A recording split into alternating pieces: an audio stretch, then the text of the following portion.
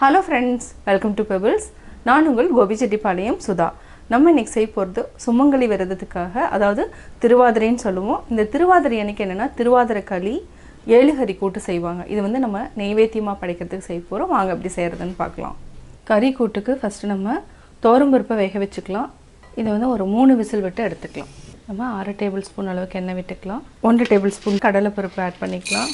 இதை வந்து ஒரு பாதி அளவுக்கு வெந்ததுக்கப்புறம் நம்ம 2 டேபிள் ஸ்பூன் மல்லி விதை ஆட் பண்ணிக்கலாம்.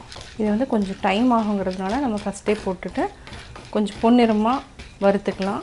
இப்போ கொஞ்சம் வறுபட ஆரம்பிச்சிருச்சு. இந்த ஸ்டேஜில் நம்ம 2 டேபிள் ஸ்பூன் மல்லி விதை ஆட் பண்ணிக்கலாம். இதையும் நல்லா வறுத்துக்கலாம். இது கூட ஒரு 10 மிளகு ஆட் பண்ணிக்கலாம். 1/4 டீஸ்பூன் சீரகம், வெந்தயம் 1/4 டீஸ்பூனுக்கு கம்மியாக ஆட் பண்ணிக்கலாம். காரத்துக்கு ஏற்ப வரமிளகா ஆட் பண்ணிக்கலாம்.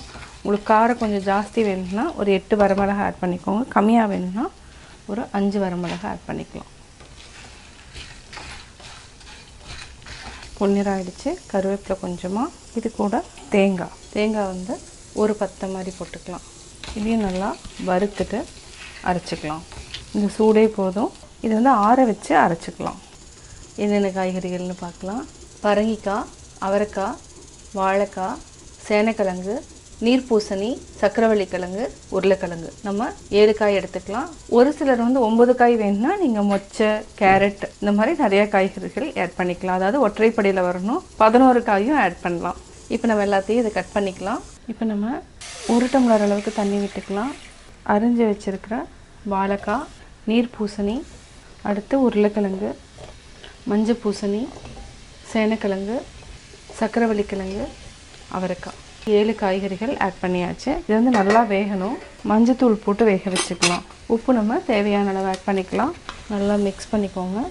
இது நெய்வேத்தியம் செய்கிறதுனால நம்ம வந்து என்னென்னா வெங்காயம் ஆட் பண்ணாமல் தான் செய்கிறோம். உங்களுக்கு வந்து இந்த மாதிரி வேக வைக்கிறது வந்து கஷ்டமாக இருந்துச்சுன்னா நம்ம அதாவது குக்கரில் வந்து ஒரு விசில் விட்டு எடுத்துக்கலாம். சீக்கிரமாக வெந்துடும். நல்லா மிக்ஸ் பண்ணி விட்டுட்டு மூடி வச்சுக்கலாம். தேவைப்பட்டுச்சுன்னா நம்ம தண்ணி ஆட் பண்ணிக்கலாம். இப்போ மூடி வச்சுக்கலாம்.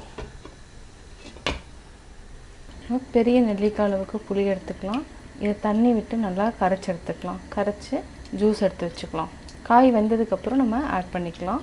ரொம்ப ஜாஸ்தி போட வேண்டாம், ரொம்ப கம்மியாகவும் போட வேண்டாம். கரெக்டாக பெரிய நெல்லிக்காய் மீடியம் சைஸ் அளவுக்கு தான் நான் புளி எடுத்துருக்கிறேன். இதை நல்லா கரைச்சிக்கலாம். காய் பார்த்திங்கன்னா நல்லா வெந்துடுச்சு.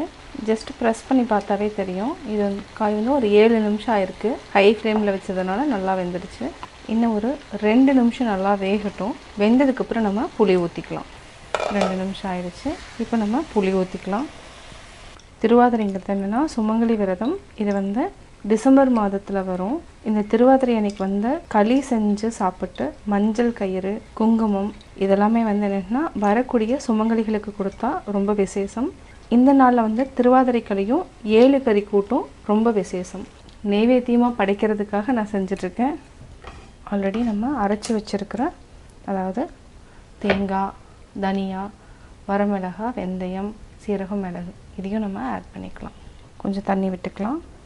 இது நல்லா கொதிக்கட்டும். அதுக்கப்புறம் நம்ம பருப்பு ஆட் பண்ணிக்கலாம். கடைசியாக நம்ம தாளிச்சுக்கலாம். நல்லா கொதிச்சிருச்சு. இப்போ நம்ம பருப்பு ஆட் பண்ணிக்கலாம். அதாவது துவரம்பருப்பு நல்லா வேக வச்சுருக்குறோம். நம்ம மீதி வந்து ரசத்துக்கு வச்சுக்கலாம். நல்லா கொதிக்கட்டும். அதுக்கப்புறம் ஆஃப் பண்ணிக்கலாம். உப்பு நம்ம கொஞ்சமாக ஆட் பண்ணிவிட்டு லைட்டாக தண்ணி ஊற்றிக்கலாம். இது ஒரு 3 நிமிஷம் வரைக்கும் நல்லா கொதிக்க வச்சுட்டு ஆஃப் பண்ணிக்கலாம். கடைசியாக தாளிச்சுக்கலாம். இப்போ தாளிச்சுக்கலாம். 1 ஸ்பூன் அளவுக்கு நம்ம நல்லெண்ணெய் விட்டுக்கலாம். நல்லெண்ணெய் காயிட்டும். காஞ்சதுக்கப்புறம் கடுகு, 1 வரமிளகாய் ஆட் பண்ணிக்கலாம். கூடவே பெருங்காயம், 1 வரமிளகாய், கருவேப்பிலை, பெருங்காயம் கொஞ்சம் நம்ம தூக்கலாக போட்டுக்கலாம். இந்த காய்கறி கூட்டுக்கு வந்து பெருங்காயம் வந்து நல்லா ஃப்ளேவர் கொடுக்கும். இப்போ ஆஃப் பண்ணிக்கலாம். நல்லா கொதிச்சிருச்சு. இப்போ நம்ம ஆட் பண்ணிக்கலாம். 7 கறி கூட்டு ரெடி. இதை நம்ம ஒரு தனியாக எடுத்து வச்சுக்கலாம். அடுத்தது களி செய்ய ஆரம்பிச்சிடலாம்.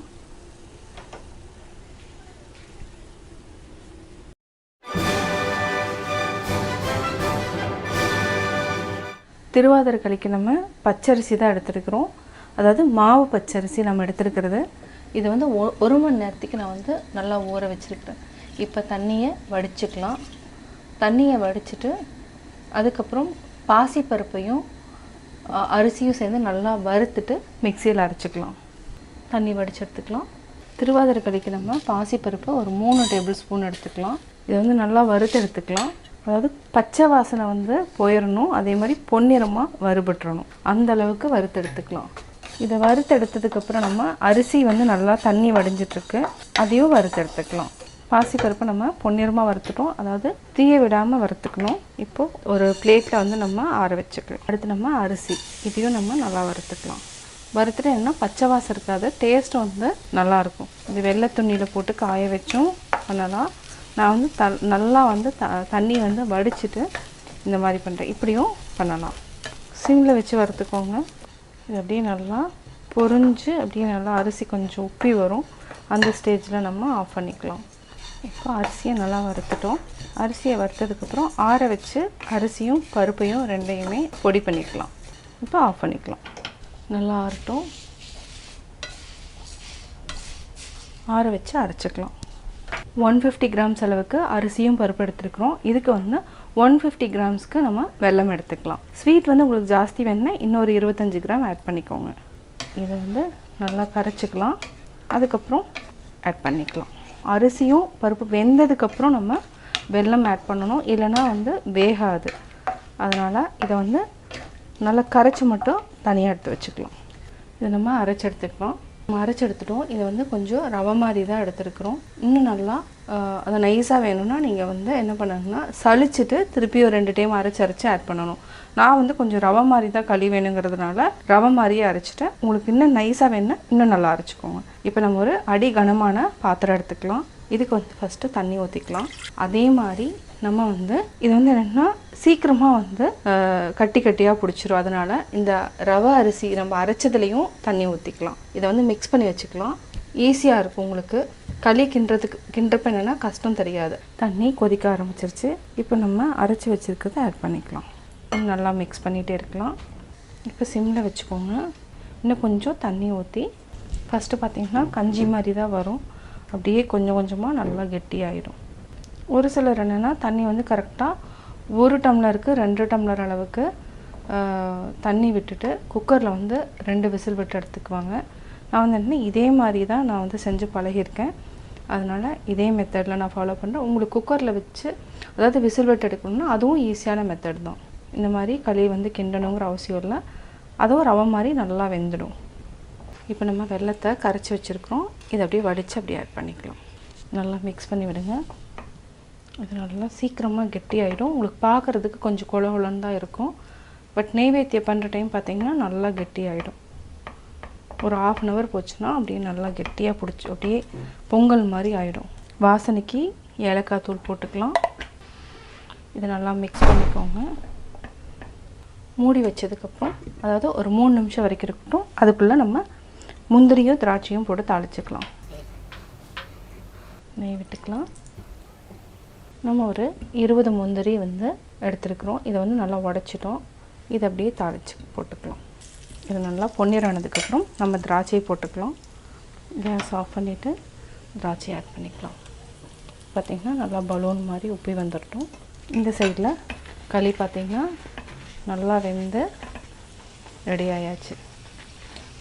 களியும் ஆஃப் பண்ணிடலாம். நம்ம இப்போது கொட்டிடலாம். திருவாதிரை களி ரெடி ஆயாச்சு.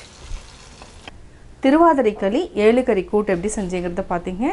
திருவாதிரை அன்னைக்கு நீங்களும் வீட்டில் ட்ரை பண்ணி பார்த்துட்டு உங்களுடைய கமெண்ட்ஸ் எனக்கு சொல்லுங்கள். பிடிச்சிருந்தா லைக் பண்ணுங்கள், மறக்காமல் சப்ஸ்கிரைப் பண்ணுங்கள்.